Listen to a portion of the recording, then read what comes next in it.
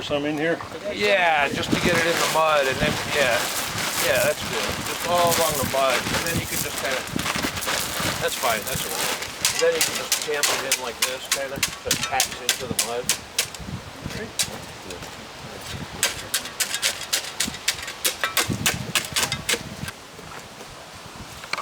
Starting before it's in the hole.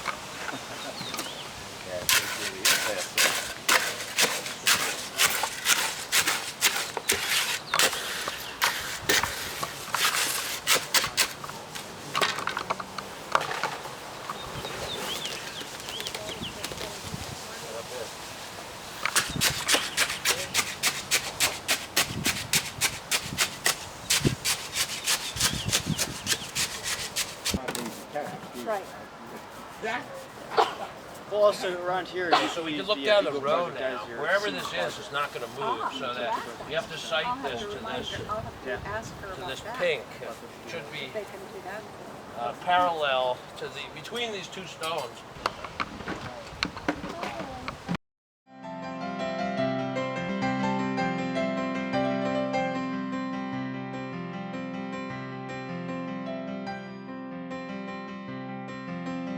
Not hard to do.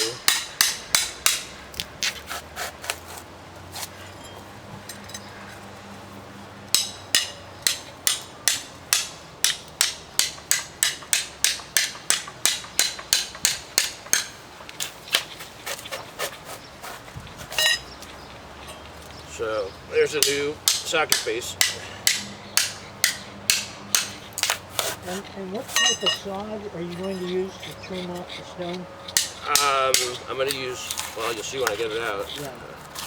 So we want this to be wet so that it doesn't absorb, dry out the mortar too quick. We also want to definitely wet this down and also make sure it's clean.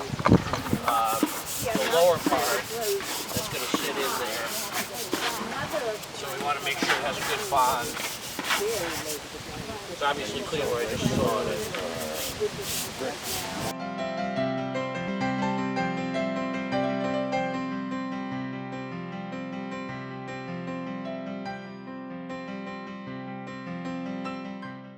Unless it's some specific need.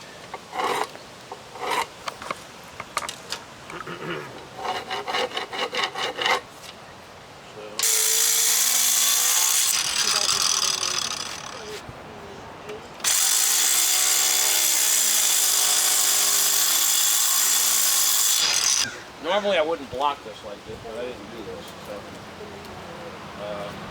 because this stresses the center, but I'm not putting any weight on the center. But so normally the way I would block this is like we did before.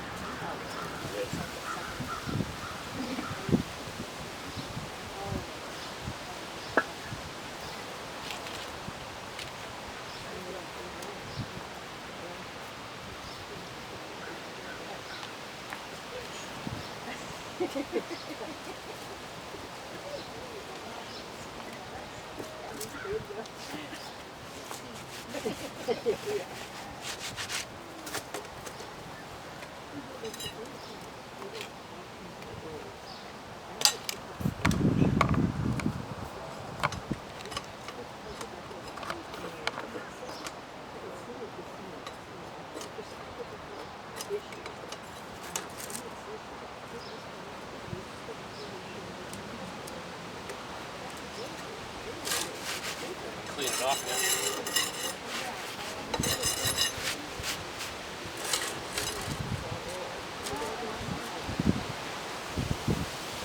Yeah, nice day, huh? Beautiful. Getting much better for this time of the year. Right? Looks like we got some more hot stuff on the way, though, huh? I'm afraid.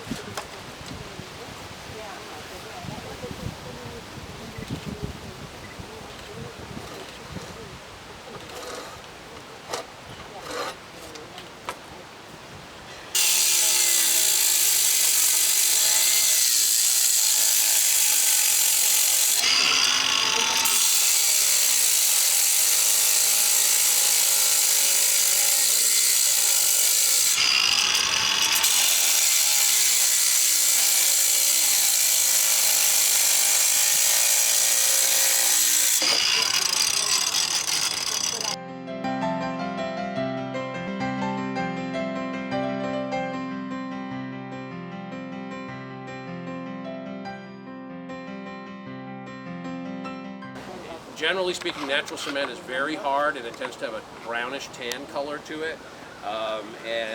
So it could deceive you to thinking it's Portland cement. So that's a whole nother. So there's a lot of variations, and also people added things to change the properties of mortars. Because that was a finer thing. So I'll let you go ahead and do this everything. Yeah, you can. You can do it by eye. A little more than that. It's going to condense when you use it, and it's all right if there's extra. It's a little more still. It's better to have a little more. Probably one more anyway. So why don't you go ahead and start with that, and then if we need more, we can just make it. So you can just add some more. Too specialized. He's mortar guy. So just try not to add too much. It's probably about a quarter as much water as dry, approximately by volume. But it's a fine line between wet and dry, and it'll change quickly. Yeah, I mean, there's either you can add more or you can dry it out like I showed you how to do. So you could go ahead and just add a little more, but yeah, we want it a little stiffer than that. I do make this thinner than you would if I was pointing in a wall, but it still has to be a little thicker than that, or it'll just be like, it'll just be too much like pudding. Not really fast. So just to demonstrate, see how wet this is? It's just really, it's super wet, but it'll dry right out if you just do this.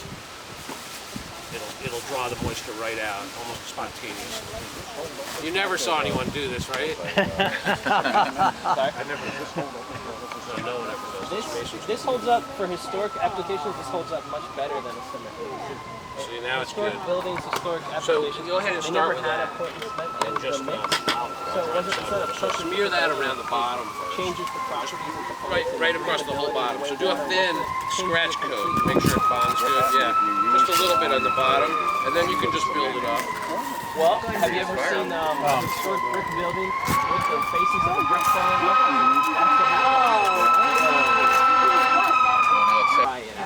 falling Now with Portland cement, it's a barrier that traps that water in there. The water needs It's a somewhere good to go. trick to know how to do that because most masons don't know that. See the difference? Oh yeah. That fast. So it changes. So I mean it'll dry your hands out. So I mean it is lime, but it's not like In your toxic. it could So, work, yeah, but what we recommend probably typically enough you there. do So repairs the next thing would in be to kind, come like to up. like. Yeah, come up. So the whatever it edges. was originally, put the same thing in it. That's why for a lot of historic buildings, it never had a Portland cement in it, so we never recommend it. But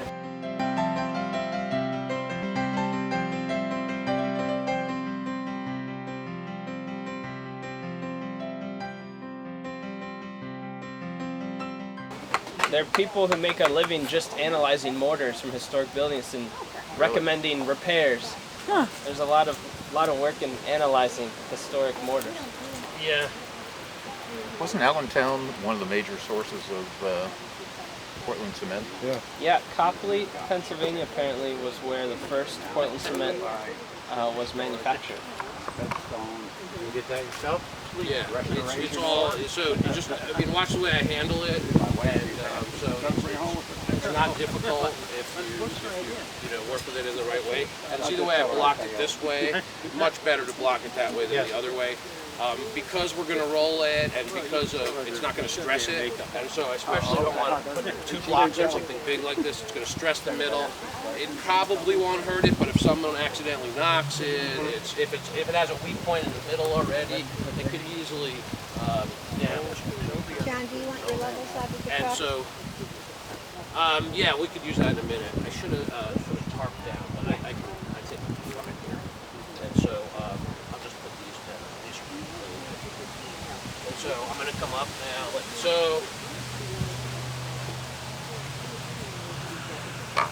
And so actually that bucket over there, can you bring that bucket over, the yellow bucket, please? And so get the sprayer also, and just a slight mist into the mortar now because it's a little dry, just a very little bit, just right. See, it's on a spray. That's all right. That's all right. I would put it on this, but it's fine. That's good. So, so what I'm going to do now is I'm going to put these here, so I can walk onto it, and so you could slide that one under a little better. Okay, that's good. Okay. Now kind of square it up. want to see if I measured well. Okay, now you can pull that stake, lock, and I'll just tip this edge in, and you can go ahead and pull the other side. Oh darn, it's backwards. Okay. So, it's the idea. Do you want your the 2 5-foot stakes from the other Yeah, job? we're not quite up to that. The level would be next, and so yeah, we will.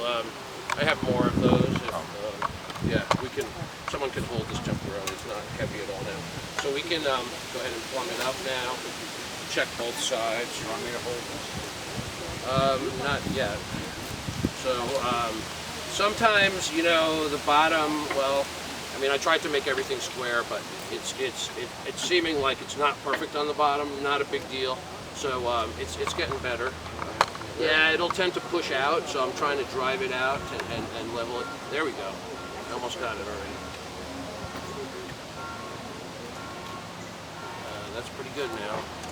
And sometimes there's a trick that is just sticking a little pebble under here. A couple little pebbles. It's just temporary, just to get the right height for left to right, and then the mortar's going to fill it in, and it's going to harden anyway. It's just it helps you a little sometimes. So that's very close right there. Look at the level. It's extremely close. Oh, thank you. Okay, so we could go ahead and brace it up now. And it's wanting to sit right there, which is nice, and it looks pretty close. So I'm going to just leave it where it's sitting temporarily. Drive this end in nicely, and get that to rest, and that's pretty nice. And so we'll come in here and see what we have here. It's very close. Right on the money. Okay, this is a smaller stake, but it's actually fine. Okay, that's good. So we really can't change it much. We could tweak it a little, but really we have to go by the socket that I cast. So so that's pretty good. If too wet, it'll be too mushy. And if there's too much water, then it'll tend to crack, and it just won't be as good in mortar. So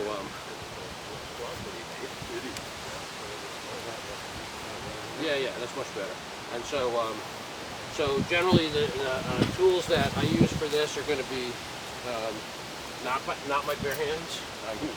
Are going to be these two tools again. To repeat, a 2x6 margin trowel and a 3/8 inch tuck pointer. So in fact, I can just push this here. It's not going to hurt anything because it's cast anyway, and we're going to hide that anyway. It's going to be underground. So we just work this in, and I have other tuck pointers. I'm going to make another one in a second.